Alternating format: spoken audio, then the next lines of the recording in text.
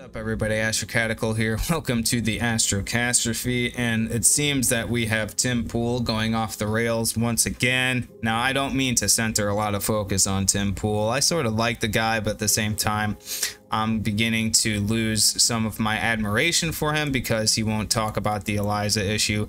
However, I did want to bring into context being that I'm a libertarian, and I see a lot of conservatives trying to pressure him into talking about this. Conservatives are a little collectivist, if you haven't noticed, and in my mind, if you're going to try to make someone to talk about this, that is like forcing them to talk about it. So I feel that, you know, that goes against my own libertarian views of coercement, because I believe that if someone is going to talk about something, they're going to talk about it. You don't need to force them into it. That's authoritarianism.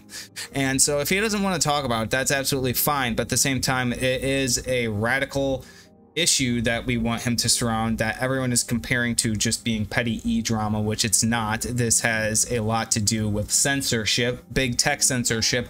And after reading this, one of the big things I've noticed about Tim Pool and some of the things he said in his videos are that he only seems to care when politicians are doing this sort of thing. Effectively speaking, the only time he cares about these things is when it deals with people he has absolutely no chance of being able to change. So if Joe Biden does something, or you have not Nancy Pelosi, but any speaker or a congressional person do something out there that he doesn't like, there's no chance for some guy on the internet of changing that. But when it comes to something that happened within the culture of Twitter or YouTube or something like that, and we can literally tweet the bosses, we can tweet the TOS teams, we can make videos, we can actually change these things, he doesn't want to do anything about it. You know, the one position where he does serve some usefulness, he doesn't want to do anything about it. That's what I noticed about him. But anyways, here's this thread that he just posted. I realized last night that there is a radical misalignment between my values and many of the largest culture warriors. The death threats, revenge porn, etc. People are not willing to stand up for their businesses, schools, to stop kids from being castrated, but they will break the law because of a single woman they don't like. I really need to see these death threats to verify that they're actually there. I think everybody does. We have passive viewers and fighters. The fighters won't fight mostly the machine, but they will fight for drama. The passive viewers agree, but they don't fight generally, not absolutely. Again, he's calling it drama. Videos just about me get more interest than war, economics, culture, revolution. That's why political channels make fake videos about me is more interesting than politics. It's just funnier.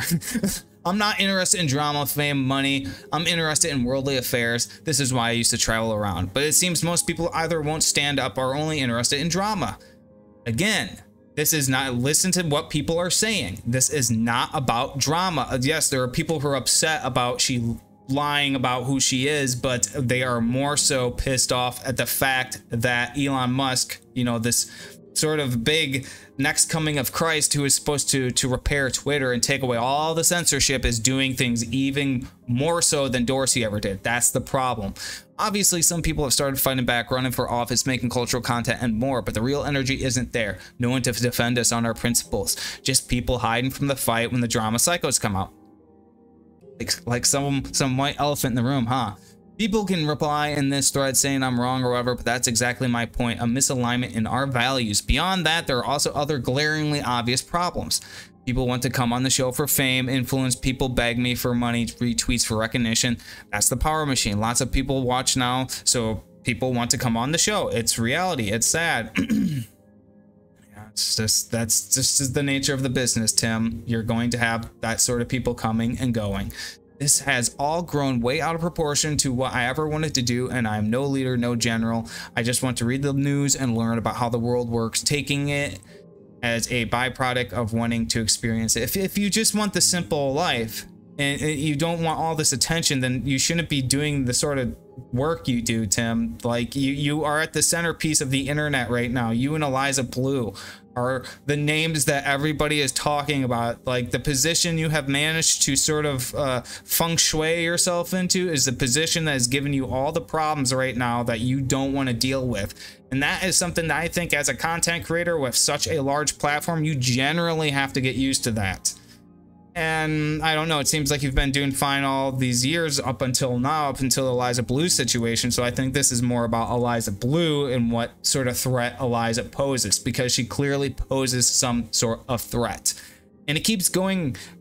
Sorry, it keeps growing. The expansion seems infinite and seems like a mistake. I've talked about this repeatedly for the past year, especially with the death threats, swatting, burglaries, and stalkers.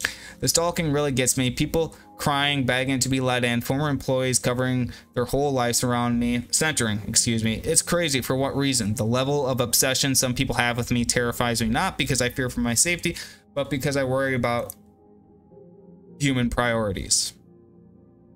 If you worried about human priorities, you would probably say something about all the censorship. There are people built for this type of life, but it ain't me. Obviously, I consistently break all the rules of PR. People simultaneously demand that I don't bow to the mob, but I'm also arrogant for not doing what the mob says. LOL. In the last year, we have been swatted 15 times. I think it's related to stalkers of mine and former employees. We have had few burglaries that, if I choose to prosecute, would result in collateral damage to my business and properties because of how the law works. Okay, I can be a little sincere with Tim Pool right now, like the swatting, being stalked by former employees. You know, that's really shit that I'm not really have no say in, because I don't exactly know what happened. But if those things did go on, you know, I can understand why this would sort of want to push you out of the business. Maybe this Eliza Blue thing is the tip of the iceberg. You know, it's the cherry on top. It's the last thing, you know, the straw that broke the camel's back. I don't know, but the swatting is something that I completely and entirely understand. But I would like, you know, I would like to understand what is really going on here, essentially. Like, why is it like, you know, all of a sudden, like, you got these celebrities who are moving to Canada because they don't like a certain politician? You know, this sounds exactly like that. One person tried burglarizing my studio to get James O'Keefe and Andy Nijo's home addresses. Long story, but yup. Either way, we pay legal fees to block or we drop the charges. It was a trick. The amount of back-end shit that goes on to make the machine work is a bit crazy, and it seems a bit too much for me. To what end, I ask? What is the end goal? What is it, the fight for?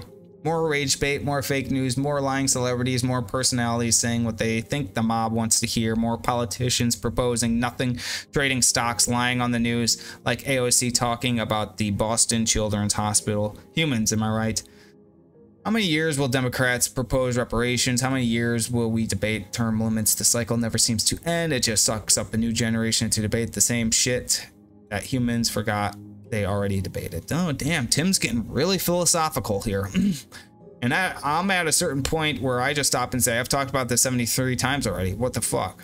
But I'm over it now. I look forward to being some old man. The kids are like, old man Pool once bought a billboard in Times Square, and then I yell, get off my property, you damn kids.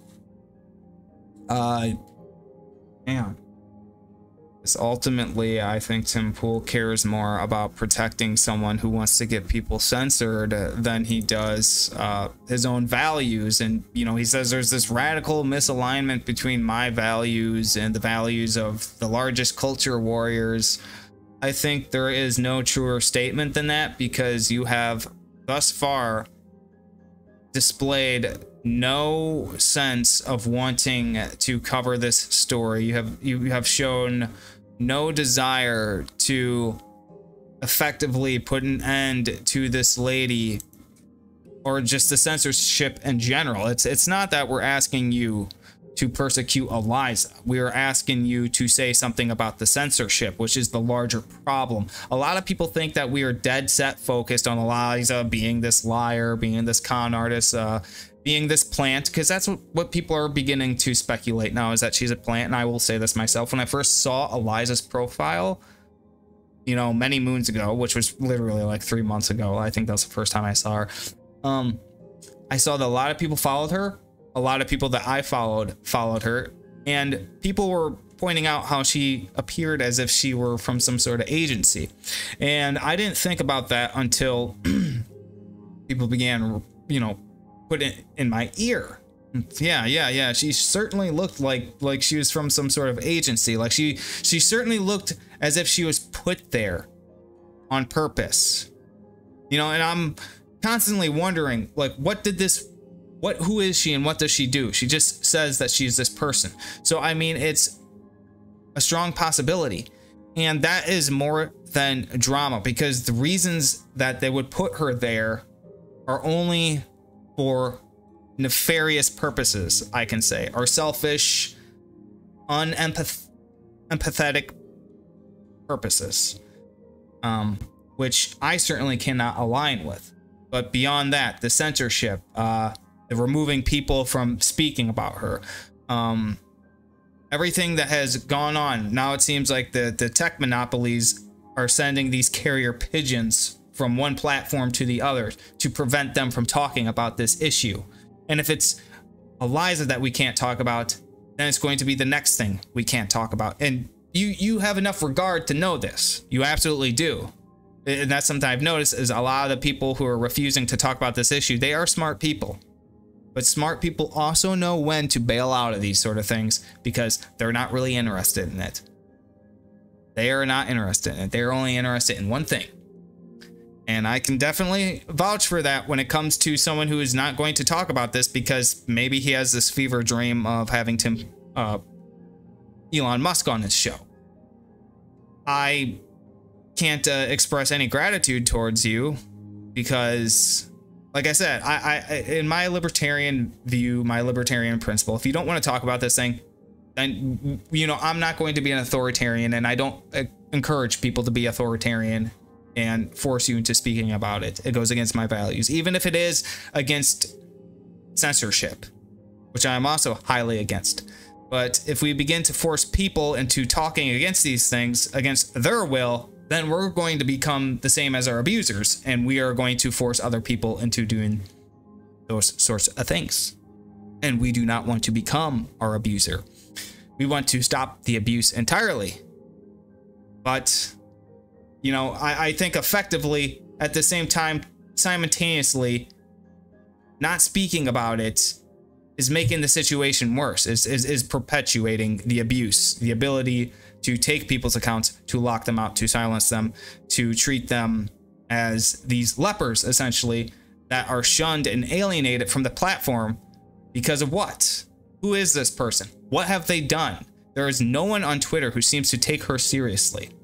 You know, there's no one on Twitter who seems to be personally offended, other than Tim Pool, than the few content creators. They seem to be the only people offended by people calling out Eliza. They seem to be the only people offended. So the larger proportion of people on Twitter don't give a fuck about her. They don't give a fuck about what anyone has to say about her. She's not really being this sort of issue to the public. But this small, very myopic set of people that no one knows about, like, is a very small number of people who actually care or are offended by Eliza being called out and having these pictures posted, which are in the public domain. Like, I don't understand it. You know, like, what is going on here is ultimately the question I have at the end of the day. And if you don't want to cover it, that's absolutely fine. No one is forcing you to do that. You sound like you want to quit your job. You sound like you don't want to do it anymore. You sound like maybe you don't have the balls for it. I don't know. But you've done it for so long, and it seems like you've really hit, you know, a plateau at the end of the road, and you don't want to do it anymore. And I think something is preventing you. Maybe it's because you have something that you believe you are going to receive by not talking about it, or maybe there's something you fear out of talking about it. And I think it might be a combination of both. But yeah, it's been a spur of controversy ever since the story broke. And people cannot get away from it. For the lives of us, we cannot get away from it. It is literally a black hole at this point. Anytime someone says anything, anytime someone posts anything, videos, whatnot, we are all being just drawn into it. And this all started because of this one person. And the things that are beginning to coming to light, you know, I would like to say this, the journalists that you were going to send out there, you know, a lot of people don't know this, but you were going to write this story about Eliza before any of this even happened, you know, and you're sending someone out there who writes, you know, gonzo journalism to make this article about her.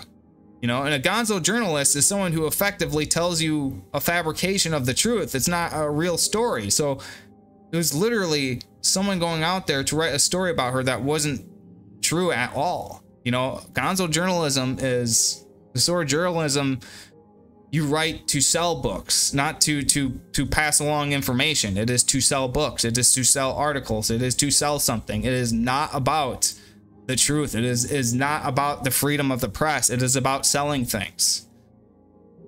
But yeah, that's about it. I've really got to end this video right here and get on with things. But I am Astrocatical. This has been the Astrocastrophe. Please just stay in line and just please, like, for the love of God, leave Tim Pool alone, I guess. Don't pressure him into doing this anymore. Just keep following the story as closely as you can. There are people out there who are obviously against this. There are people who are coming together and they're obviously against this. I don't care where Eliza stands right now. The story, the situation is what it is, but for the love of God, just keep Tim Pool out of it, and just be merry, be on your merry way to your most merry, happily ever ending after.